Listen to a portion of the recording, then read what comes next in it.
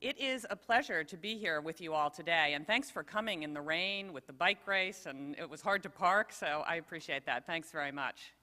And thanks to the Tech Museum of Innovation, a place that captures so well the spirit of Silicon Valley and our technology community. So it's a pleasure to be here. Now, as most of you know, last week I announced my intention to seek the Republican nomination for governor. So today, what I'd like to do is introduce myself. I'd like to tell you a little bit about who I am and what I believe. And I want you to understand why I'm running for governor. And after my remarks, what I'd like to do is answer your questions and hear your ideas about our state. So first, let me tell you a little bit about myself. I was born on Long Island, New York. I went to public school, kindergarten through 12th grade, and I loved sports growing up. I played all kinds of sports and ultimately was a competitive swimmer in high school. After high school, I was very fortunate to have the opportunity to go to Princeton University. I started out in the fall of 1973 at Princeton in just the 4th class of women to attend the school. I graduated with a degree in economics and went on to Harvard Business School and then to a career in business. My husband, Griff Harsh, who is here today, is a neurosurgeon at Stanford. We have 2 boys, Griff and Will, who are now both in college, 23 and 20. And we've lived in California for most of the past 28 years. My sons were both born in San Francisco, and this is where my family has planted our roots. California is our home. Now, business has always been my passion. I've had a wonderful 30-year career in business, which has included working at some great companies like Procter & Gamble, Disney, StrideRite, and FTD. I also worked at Hasbro, where I ran Mr. Potato Head. But none of those companies affected my life as much as eBay. I was president and CEO of eBay for 10 years, and I learned a couple of very important lessons at eBay that put me on the path to running for public office. The first lesson is what I like to call the lesson of the inspired individual. As many of you know, eBay is a marketplace for all types of goods. The products on eBay are actually listed by millions of individual sellers. And many of those sellers are actually small business entrepreneurs, the types of businesses that have always powered the American economy. Now, when I started at eBay in 1998, the company had just 30 employees, $4 million in revenue, and just 300,000 registered users. When I left last year, eBay had 15,000 employees, nearly $8 billion in revenue, and more than 300 million registered users. And interestingly, 12 million of those registered users are right here in California. But I think what I am most proud about is that nearly 1.3 million people today make most, if not all, of their living selling on eBay. eBay helped create e-commerce, but in the process, it became a creator of small business. In my mind, America's driving force comes from those inspired individuals who have the courage and the passion to create businesses and to create jobs.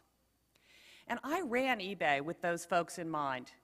We purposely kept regulation on eBay to a minimum so that small business could innovate. And when we spotted eBay entrepreneurs trying to build new businesses, we did everything we could to create the conditions where they could be successful.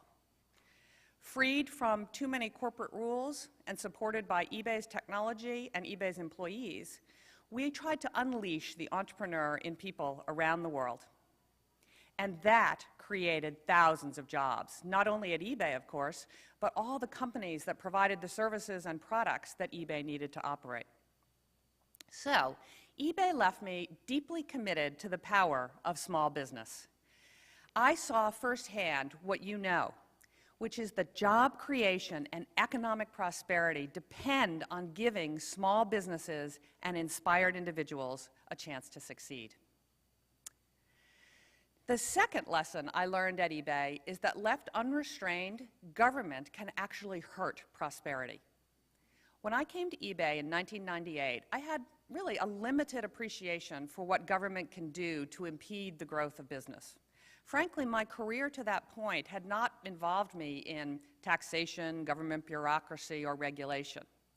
Well, by the time I left eBay, I knew an awful lot, more than I ever wanted to know, about taxes and regulation and how tough it could be for small business. Time and time again, I saw government try to tax the success of eBay sellers. And I saw government try to impose unnecessary regulations on hardworking people. So I left eBay with a strong belief that government's role in our lives should be limited. It's not that government is bad. Small, efficient government that enforces smart policies is actually good. But ultimately, government can only help create some of the conditions for prosperity. Prosperity itself is up to each of us. Now, my interest in running for governor was sparked most by two people, Mitt Romney and John McCain. Mitt was my boss for 10 years at Bain & Company in the early 1980s. He's a mentor and he's a friend, and I was thrilled when he actually asked me to help him run for president. After Mitt left the race, Senator McCain approached me about working on his campaign. And I knew Senator McCain from 10 years of fighting alongside him to stop internet taxes. Now, I was deeply moved by my experiences with Mitt and John. Both men love America. And regardless of your politics, you have to admire their sacrifices, their patriotism, and their love of country. And Mitt and John actually inspired me to think beyond my business career. And watching them these past few years, I began to actively consider a new career in public service and how I might contribute to California and to its future. So why do I want to run for governor? Why would anyone today want that job? Well, it's really very simple. I refuse to let California fail. And make no mistake about it, California is failing. Our way of life is actually at risk. So let me sum it up for you. California's economy is in free fall. Our government is effectively bankrupt. We're bleeding jobs because businesses can't afford to start here and to expand here. Our children are not properly educated. Our roads and levees are crumbling. Our ports are so congested that we can't move the goods off the docks fast enough. And California's middle class is being taxed to the point where they just can't afford to live here anymore.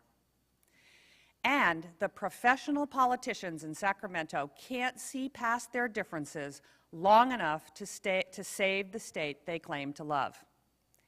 I love California too much to let it fail, and I refuse to sit by and watch it happen.